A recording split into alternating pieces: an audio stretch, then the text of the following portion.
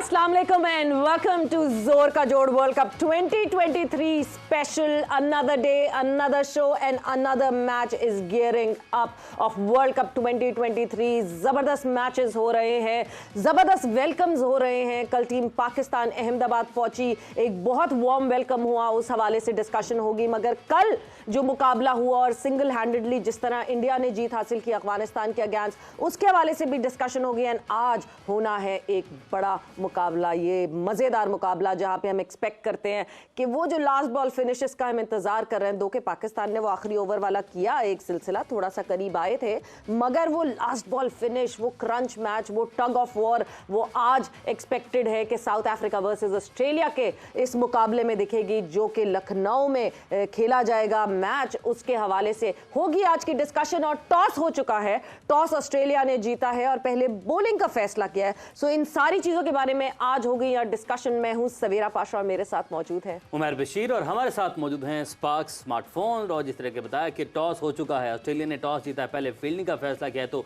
Detail से discussion होगी. मजीद आपको इंतजार नहीं करवाएंगे, हमारा पैनल हमारे साथ मौजूद है, हम सब के पसंदीदा मुशी भाई मुश्ताक अहमद लेजेंड. मुश्ताक भाई अस्सलाम वालेकुम, बहुत शुक्रिया ज्वाइन करने के लिए. वालेकुम अस्सलाम, बहुत बहुत शुक्रिया आपका, thank you. Thank you Yusuf भाई. क्योंकि मैंने नोट किया है कि जब आप इंट्रोडक्शन करवाते हो ना अपना, तो आप यूं करके आते हो, इसका मतलब है ये मोमेंटम अच्छा शुरू होता है. ओके ठीक है. ये कौन सी शॉट है क्रिकेटिंग टर्म में? ये पुल शॉट, लपाटा लपाटा शॉट है. लपाटा शॉट के साथ ही बढ़ते हैं. वेरी टेक्निकली साउंड बैटर और जबरदस्त मायानाज बल्लेबाज, हम सब के पसंदीदा. नो लपाटास, द लेजेंड यूसुफ भाई. यार इतनी तारीफ ना करो, इतना टेक्निकल. देखिए आपने लपाटा का, मुझे समझ लग रही थी कि मैं टारगेट बनने लगा हूँ आज. मैं पहले ही जरा सेट कर ले. नहीं, वो आपने पूछा ये कौन सी है, तो मैं ये लपाटा है. चले जी यूसुफ भाई, वैसे आप इसमें तारीफ वाली आपकी ज़ाहिर कोई बात है नहीं, और आप हम सब की वैसे बाकी पसंदीदा हैं. लेजेंड, इतना बड़ा नाम, वर्ल्ड रिकॉर्ड होल्डर, आज तक कोई रिकॉर्ड ऐसी तो नहीं ना तोड़ सका आप. तो बहुत शुक्रिया, वालेकुम अस्सलाम. फौरन ही ना इसने तारीफ करके कहा हाँ मुझे ये पढ़ना कोई टेक्निक है, पता है आप लोगों को. हाँ. You know, if you भाई आपसे सीखी हमने ये बहुत अच्छी टेक्निक है. हम सीख रहे हैं. You know, like when you want to put somebody under pressure, उसकी 2-3 तारीफें कर दो, उसके बाद उससे जो मर्जी मुश्किल क्वेश्चन कर लो, वो 10 दफा सोचेगा यार इसने तो मेरे अच्छे कॉम्प्लीमेंट्स दिए हुए, can I go back hard at him. तो ये सबसे क्वालिटी देखिए सही जा रहे हैं स्टूडेंट, सारे राज बता रहे हैं. ये सब राज नहीं. हमारे पास ना बिल्ली ने कभी दरख्त पे चढ़ना नहीं सिखाया उसको, शेर को, ये याद रखिएगा.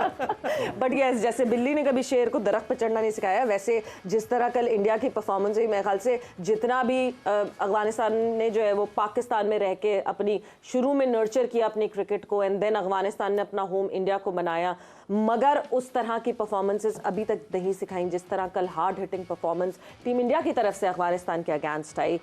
Rohit Sharma starting off, and once Rohit Sharma शुरू हो जाते हैं तो ये तो हसन अली ने भी स्टेटमेंट दिया हुआ है कि जिस दिन रोहित शर्मा का दिन हो उस दिन सारे बॉलर्स का दिन खराब हो जाता है.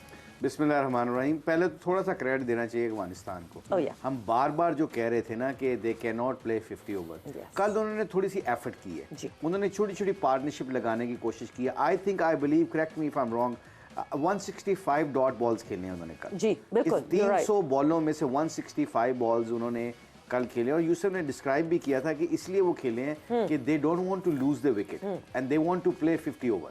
अच्छा, ये माइंडसेट अब उनको समझ आ गई है कि हमने अगर कोई किसी से जीतना है ना, तो हमें 50 ओवर खेलने पड़ेंगे. और एक बंदा जो 60-70 पे, 2 बंदों ने उन्होंने 60-70 किए, वो 2 बंदों में 60-70 करने वाला अगर 100 पे पहुंच गया ना, तो they will get 300. The time they will start getting about 300 runs plus, उनकी बॉलिंग अब इतनी अच्छी होती जा रही है कि they can defend. Obviously Rohit Sharma की आपने 80 की कैप्टन ने, शायद ही ने 80 बहुत अच्छा किया. मतलब आई मीन उनको क्रेडिट देना चाहिए. उनकी थोड़ी सी फील्डिंग में, उनको थोड़े से बॉलर्स को भी, एक जिस तरह राशिद है मेन इस वक्त बॉलर माना जाता है कि 2020 का. अब वो 50 ओवर के उसको भी पता चल गया कि अब मैंने कल देख रहा था वो स्लिप लेके ना बॉलिंग कर रहा था.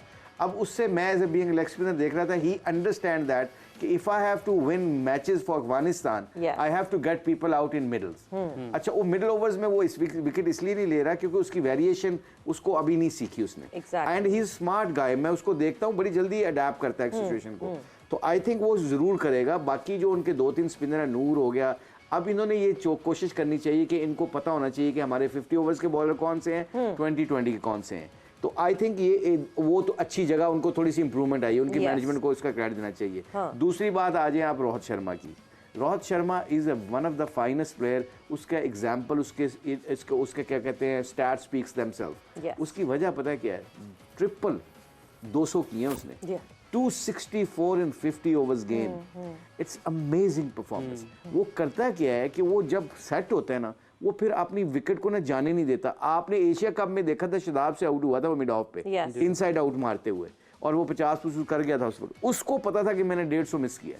ऐसे बैट्समैन वो मैं देख रहा था डग में बैठे, नॉर्मली वो ना इंजमाम की तरह बड़ा कूल एंड बहुत लेजी एलिगेंस जो बार-बार कहते हैं। एग्जैक्टली। मगर जब उसको पता चला ना कि मैंने ये गंदी शॉट मार दी और मुझे आउट नहीं होना चाहिए था, उसके ऊपर वो हर्ट होता है। इसलिए ये जो प्लेयर है Rohit Sharma, he is one of the dangerous player. और आगे रोहित अपना विराट कोहली आके जिस तरह उसने क्लिनिकल तरीके से गेम खत्म की है, I think India is sitting on a good position, क्योंकि उनको सबको अपने अपने रोल्स का बारे में पता है। ब्रेन लारा का भी आपने एक मरतबा जिक्र किया था, एक स्टोरी सुनाई थी कि ब्रेन लारा जब 276 पर गालिबन आउट होकर जा रहे थे और इतना गम और गुस्सा था उनके अंदर। आप प्रोग्राम में ऑनर नहीं थे, हम उस वक्त हम बैठे हुए थे बाद में।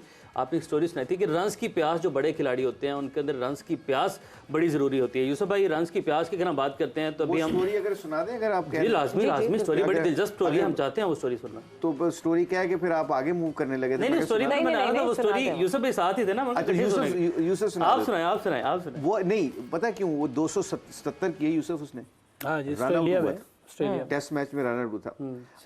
आप यकीन करें कि वो शाम को हम इकट्ठे निकले बाहर खाना खुना खाने, तो उसके साथ थोड़ी दोस्ती यारी थी। तो मैंने कहा कि तो व्हाई यू आर क्राइंग, तुम रो क्यों रहे थे?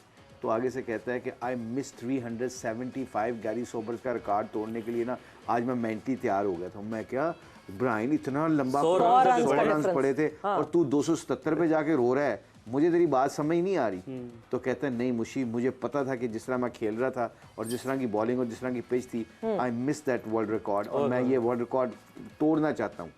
2 महीने के बाद वो रोया, 277 करने के बाद इतना हंगरी। 2-3 महीने के बाद पता चला जी उसने 400 रन कर दिए इंग्लैंड के खिलाफ। बिल्कुल ऐसे, ये है रन्स की प्यास, ये है वो हंगर जिसको हम मिस करते हैं। बिल्कुल, ये हंगर बहुत शदीद ज़रूरी है और ये हंगर होनी चाहिए। बट यूसुफ, इस हंगर की जो हम बात कर रहे हैं उसके साथ साथ अफगानिस्तान, कल की मेरी जो आपकी बात वो कंडीशंस की थी, उसको ज़रा मैं थोड़ा सा इन्हांस आगे करना चाहती हूँ। अफगानिस्तान ने कल जिस तरह खेला इंडिया के साथ, मगर जब हम रिवाइंड करें तो यूएई में जब अफगानिस्तान ने 2018 में एशिया कप खेला इंडिया के against, they came in very close. May be इस दफ़ा कंडीशंस को वो इस तरह रीड नहीं कर पाए, वरना बिल्कुल नेक टू नेक ख़त्म हुआ था वो वाला मुकाबला जो हुआ था।